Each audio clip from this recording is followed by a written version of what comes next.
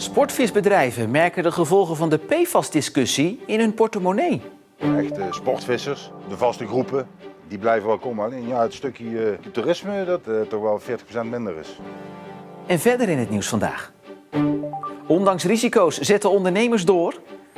En Commandobunker moet weer open.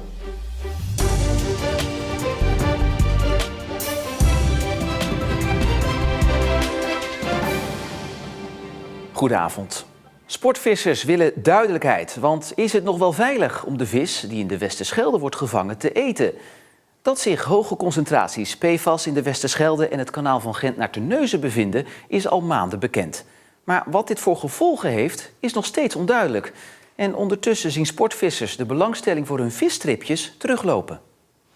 Sportvisserij Zuidwest-Nederland, de Belangenvereniging voor Sportvissers in Zeeland, is vooral geschrokken van het nieuws vorige week dat er nog steeds geen onderzoek loopt naar de gevolgen van PFAS in de Westerschelde. Ik wil eigenlijk op dit dossier urgentie zien. Of er voldoende urgentie is geweest, daar kunt u inderdaad vragen over stellen. Maar ik ben eigenlijk vooral geïnteresseerd in hoe nu verder. En dat betekent snel onderzoek, dan uitvoeren en ook heel snel zorgen dat die gegevens op tafel komen. Zodat we de mensen kunnen informeren, de sector kunnen informeren. Het gaat toch om volksgezondheid en om de gezondheid van de zeehoorn. Schütz vreest niet alleen de gevolgen voor de volksgezondheid, ook de financiële gevolgen kunnen groot zijn. Sportvisserij is een belangrijke recreatieve sector in Zeeland en voor Zeeland. Waar gasten opkomen, dagjesmensen die een dagje gaan vissen. En de lol van vissen is, of meegaan, is dat je 's avonds ook wat van de vis die je gevangen hebt meeneemt en 's avonds opeet. Nou ja, als mensen bang worden van wat PFAS voor hen kan betekenen, of omdat het onduidelijk is, of omdat duidelijk is dat het heel ernstig is, ja, dan heeft dat natuurlijk wel impact. Mensen gaan het risico niet opzoeken. Sportvisserij Zuidwest-Nederland heeft dus meer duidelijkheid en daadkracht nodig van de provincie en de andere overheden. Dat is ook waar de sportvissers in de haven van Vlissingen om vragen, want zij hebben al die tijd eigenlijk nog niks gehoord. Ik weet dat het gebeurt, of gebeurd is. En dat is het eigenlijk. Verder hoor je niks.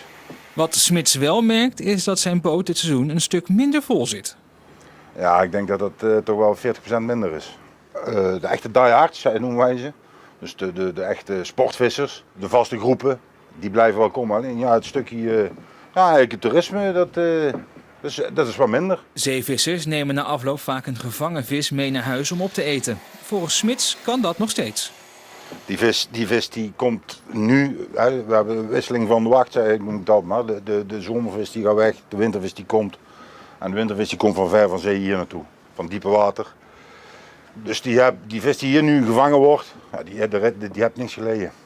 Vis die op de Schelde blijft zitten, ja, dat weet ik niet. Het provinciebestuur heeft aangegeven op korte termijn in gesprek te gaan met de demissionair minister Visser van Infrastructuur en Waterstaat, om te kijken of de Westerschelde en het kanaal van Gent naar Terneuzen meegenomen kunnen worden in het landelijk onderzoek naar de effecten van PFAS op de gezondheid. De Zeeuwse ziekenhuizen waarschuwen dat ze binnenkort de zorg moeten afschalen en operaties moeten uitstellen vanwege de toename aan coronapatiënten in de ziekenhuizen. De coronaverpleegafdelingen in de Zeeuwse ziekenhuizen liggen namelijk vol. De ziekenhuizen zeggen in een gezamenlijke verklaring er alles aan te doen om te voorkomen dat er afspraken afgezegd moeten worden. Maar mocht dat wel gebeuren, dan nemen de ziekenhuizen zelf contact op met de patiënten.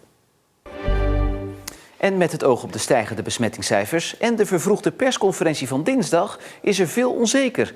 Maar ondanks de mogelijke consequenties voor ondernemers wordt er al druk gebouwd aan Middelburg Winterstad. Ja, die persconferentie die baart menigeen, waaronder ik zelf, best wel zorgen wat ze nu weer gaan verzinnen. En dat wordt heel spannend eigenlijk.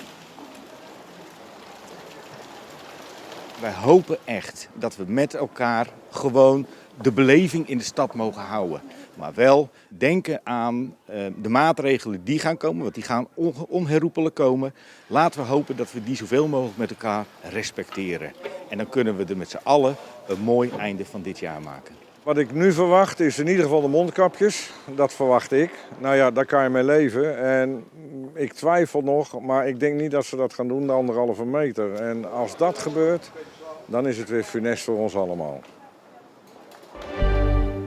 De VVD in de gemeente Tholen wil van de gemeente duidelijkheid over waar het in het centrum is toegestaan om tijdelijk te parkeren.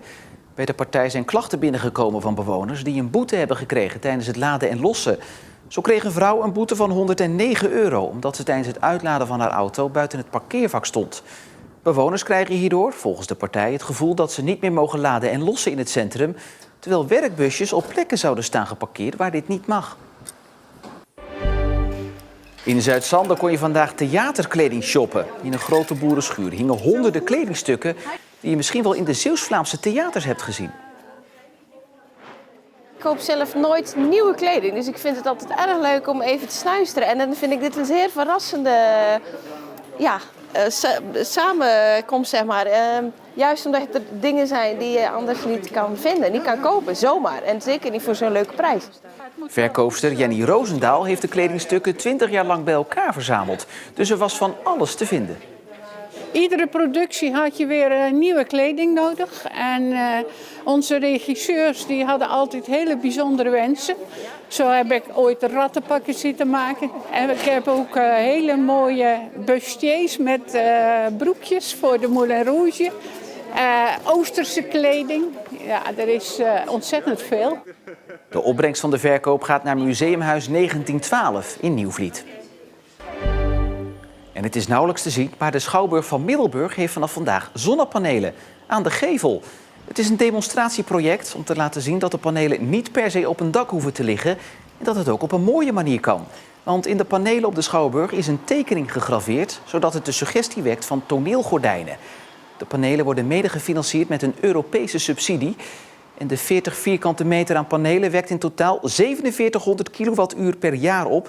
En dat is vergelijkbaar met het jaarlijkse stroomverbruik van 2 huishoudens.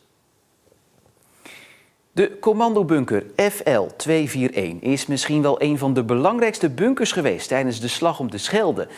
En een deel van de Vlissingse gemeenteraad en Stichting Bunkerbehoud zouden de bunker graag weer toegankelijk willen maken voor publiek, om er een museum in te maken. Probleem is alleen dat de bunker deels onder de tuin van een appartementencomplex ligt. Het is hier dat kolonel Reinaert zich heeft overgegeven. Met de overgave van Britannia was Vlissingen bevrijd. Hier onder dit plantsoen bevindt zich de toegang tot de commandobunker van het type FL-241. Dit is een hele grote commandobunker waar ook het hoofdkwartier van de Kriegsmarine, van de Duitse marine, gedurende de Tweede Wereldoorlog in Zuid-Nederland was gevestigd.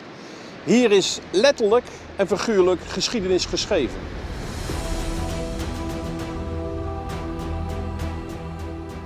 Toen de geallieerden op 1 november 1944 Vlissingen aanvielen vanuit Breskens, was het hotel een van de hoofddoelen die veroverd moest worden. Britannia is als symbool van Vlissingen. Daar is heel hard gevochten. De plek waar het hardst gevochten is in Vlissingen in november 1944. Een andere reden is dat hier, en dat heb ik hier bij me, het dagboek het officiële dagboek van de Duitse zeecommandant Zuid-Holland, die hier zijn commandopost had, is geschreven. En deze documentatie die is in het Duitse Bundesarchief nog altijd aanwezig. De berichten werden versleuteld met de zogenoemde Enigma-machine. En de Duitsers dachten ten onrechte dat zij de enige waren die de code hadden. De Engelsen die hadden de code gekraakt. En met het kraken van de code is eigenlijk ook de computer uitgevonden. Politieke partijen in Vlissingen willen de bunker weer in oude glorie herstellen. En Bunkerbehoud heeft daar wel ideeën over. Ik denk dat je er een hele mooie expositieruimte vindt, waarin je heel mooi en duidelijk kan aangeven welke rol Vlissingen heeft gespeeld in de slag om de Schelde. Volgens Sakkers is het ontgraven van de ingang te overzien qua kosten en overlast. Je moet een graafmachine hebben die hier de boel opengraaft. Je moet ook de mensen mee hebben van de Bestevaartflat. En kijk, de schade die je aanricht is gering. Die kan je ook makkelijk weer herstellen. Ik denk niet dat het een hele grote en dure operatie wordt.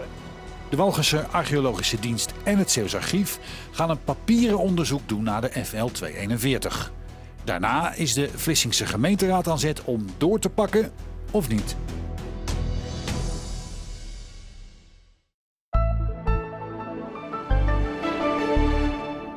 Het begon veelbelovend met zon en strak blauwe luchten, maar rond het middaguur kwam er een plot-twist en werd het bewolkt. Ging het waaien en regenen. En dat gaat vanavond en vannacht door. Morgen dan is er af en toe zon, maar vooral ook bewolking en regen. Het wordt maximaal 15 graden bij een krachtige zuidwestenwind. Zondag de grootste deel van de dag droog, wel weer met bewolking en in de middag en avond, ja hoor, opnieuw periode met regen. Ja, lekker opbeurend nieuws om het weekend mee in te gaan. Maar je kan natuurlijk ook gewoon lekker binnen blijven. Tot zover Zeeland Nu voor vandaag. Een fijne avond, een goed weekend en tot morgen.